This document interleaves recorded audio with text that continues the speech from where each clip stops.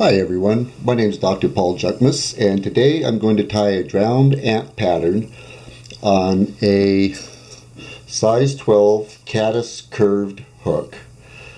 And I'm going to turn it into an earring for my wife because this is one of her favorite fishing flies that I tie. So I've already prepared the hook, and what I've done with this hook is I clipped the point just above the barb. I left the barb intact, and then I put this little bead. It's a 1.5 millimeter bead on top of the hook, glued it there, put some super glue down, set it on top, and that the barb that was left helps hold it in place, but it's hidden and there's no point sticking out. So that's what we did to prepare the hook, and so now let's put it in our vise and get started. I'm tying this on the Anvil Atlas vise by Wolf Industries. I have this vise for about a month and I just absolutely love it. Real quick, some of the reasons that I chose this vise over the other ones in this price range is it has an independent drag system or resistance for the rotary from the locking mechanism that locks the arm in place. The jaws are small and pointed, which gives you a great deal of room to work around your hook. It accommodates hooks from size 7/0 to 32, which is an extreme range. Very simple locking mechanism to lock your hook in place. And the collet is adjustable for a wide range of hook sizes. Some you can't adjust this at all, and in others you may have one or two places, but this gives you a wide range that you can adjust to find your own center. And so that's some of the features of this. It's very, very user-friendly. I can move it from side to side, lock it in place with the movement of thumb, never have to engage my other hand. I see some of them have a knob under here, and you can probably do something similar, but this is a very user-friendly vise. So those are my little pitches on the vise that I really, really love. Okay, let's get it in here. So we'll set it in here. It gives you so much room to work around these curved caddis hooks. I just really love that. And that should be pretty good right there. Just a little handshake, got it locked into place. Okay, we're going to wrap on some 6/0 unithread, 140 denier or 6/0. I'm using the 6/0 unithread here.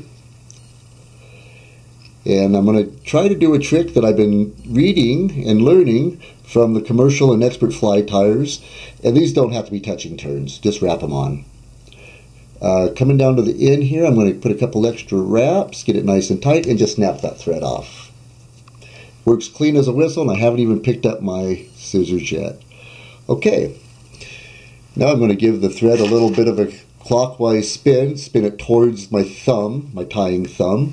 Another one of the tricks I've been picking up from the commercial fly tires, and I believe I got this one from a gentleman named Roger. Shoot, I was going to have his name, and I'm sorry. If you look on YouTube, you'll find a gentleman that's putting out Rotary technique videos. His name is Raj, his wife's name is Jan Klitke, I believe. Anyway, I think he does a really, really good job. He's very clear. He's very specific. While there's not a lot of animation or entertainment in his voice, I believe he meets his goal, which I believe his goal is to provide good quality, clear, and specific instruction that's easy to follow. And I find that very useful. As a matter of fact, my other life is that of being an instructor, and I can appreciate the quality and the succinct way in which he provides information. So that's Raj and Jane, I believe, Klitke. You can find him on YouTube. I want to kind of give him a shout out because I don't think he's getting enough attention for the quality and work he did and the sacrifices he made to share this with all of us. So we'll go ahead and catch some herl fibers in. I've had those soaking in water because herl tends to be very brittle, And so this will help that. Okay, now let's just make ourselves a nice little thread rope. You can do this on the Rotary Vise, and actually I watched Roger show me how to do this on the Rotary Vise, and I haven't succeeded yet, so I'm not going to add it to a demonstration. I'm clearly not a long time experienced fly tyer, but we're not going to let that stop me from making a video and sharing a little gift I'm creating for my wife. Okay, made a little thread rope, and we'll just wrap this up, watching out for where the hook point would normally be there. We don't want to snag it. As we get up here a little bit more, we'll start making a nice fat little butt end of the drown band. You can see with the Rotary Vise just how slick and easy that is to make this little butt body here. Kind of like a bit pronounced. And we'll emphasize that by cinching down really tight in between the two segments. And that's going to do us right there. So I lost one of my herls, lost a couple of my herls. There we are. Get this up and captured.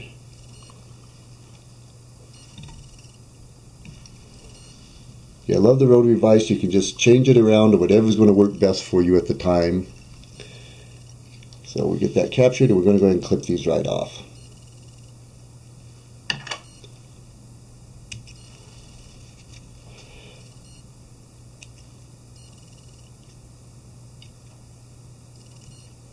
Now, again, clearly I'm not a professional fly tyer, and clearly I'm quite an amateur, so you might ask yourself, then why would I bother watching a video? And I understand that too. One of the reasons is because I really like researching and learning. And so pretty much whatever comes out my mouth is going to be something that somebody or several people of expertise have shared and I've picked up on. Okay, here we're going to put in our hackle, using a dry fly hackle, and we want to get some legs in here. We're going to put those right in the middle. I used to put these in the front, but it just makes more sense to me to have them in the middle. It makes more, seems to me it's more of a natural approximation. Now let's see if we can catch those in. Give my thread a spin so that thread kick goes towards my thumb instead of away from it. Up, capture, and there we are. Just bring that back here. I like to go ahead and trim some of these off.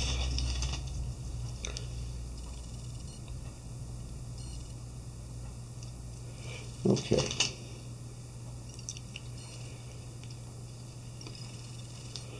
A little half hitch here real quick and easy. And then set this on my homemade bobbin rest. I'm not sure if you can see that. This is my bobbin rest. It's made out of a can, flat piece of metal. Has a little groove in there. I taped it to be easy on the thread. And then I use the rest of the can for other utilities that I have holding there, and it's very handy. And, you know, does the same thing that a purchased bobbin cradle does, and actually I like it better because I can kick it out of the way, which is another one of the tips that I've been reading about from the people that do it for a living. Okay.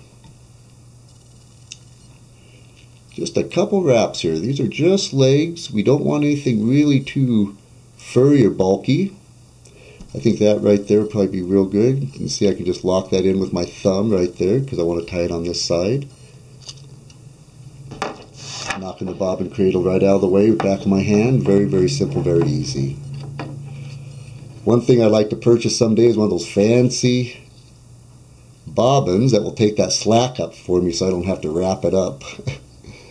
And I know there's other ways to do that, like just using your hand to pull the thread up instead. I made the critical error there, but we got it fixed. Here we go.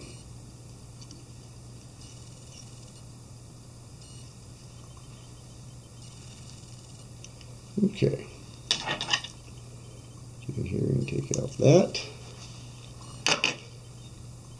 Okay.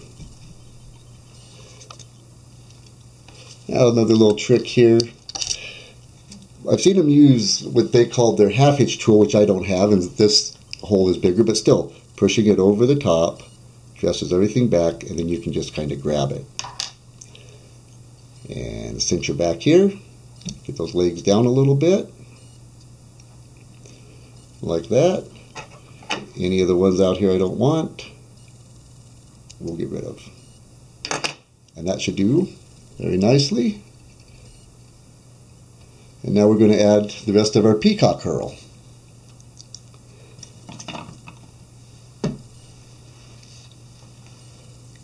Okay.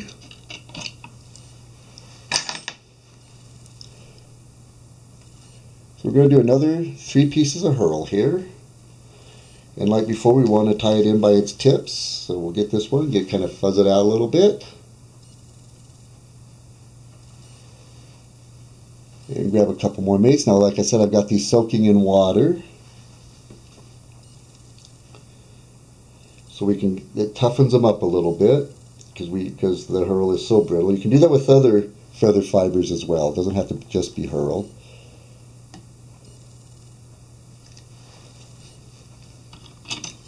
Okay.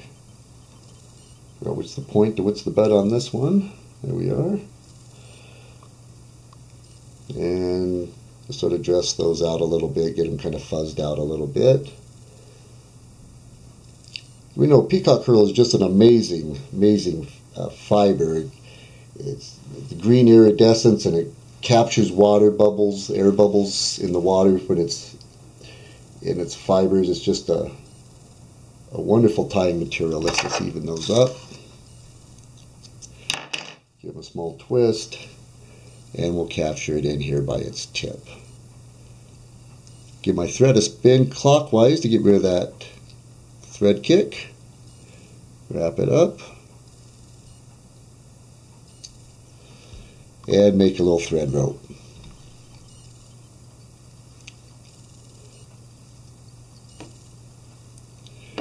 Now in nature we see that on an ant, usually the front segment is smaller than the back segment, so we'll tie this up in a similar fashion.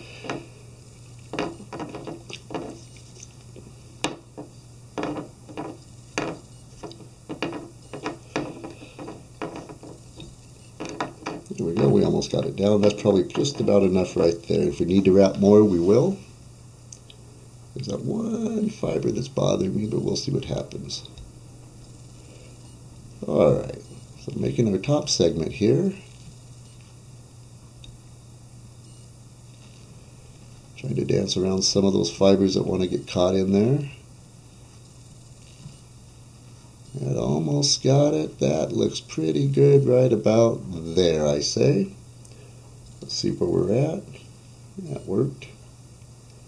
Up and over. Over, and over. Okay. Cut off our excess.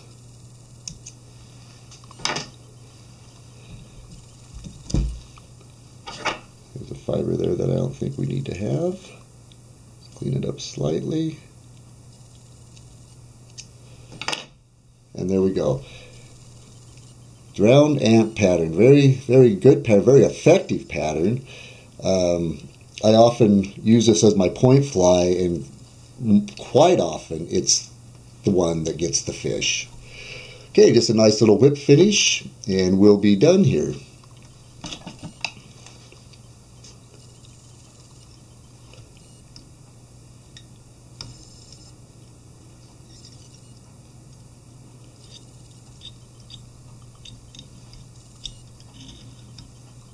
And there you have it. Now all we have to do to turn this into an earring is I'll take out one of my little purchased earring blanks, I guess you would call it. It's got from just a hobby store. And I'm going to take my little bitty pliers here, and I'm going to open that bend up a little bit. And on a size 12 hook, it'll just fit. So if I went any smaller, I wouldn't be able to do it. Now I want the earring to go to the back of the ear, with the point going to the back instead of the point coming forward. So in order to do that, I'm going to have to come from the bottom of the hook. And it's just easier to go ahead and rotate the vise over, lock it in place with that easy thumb move. Bring it down from the top.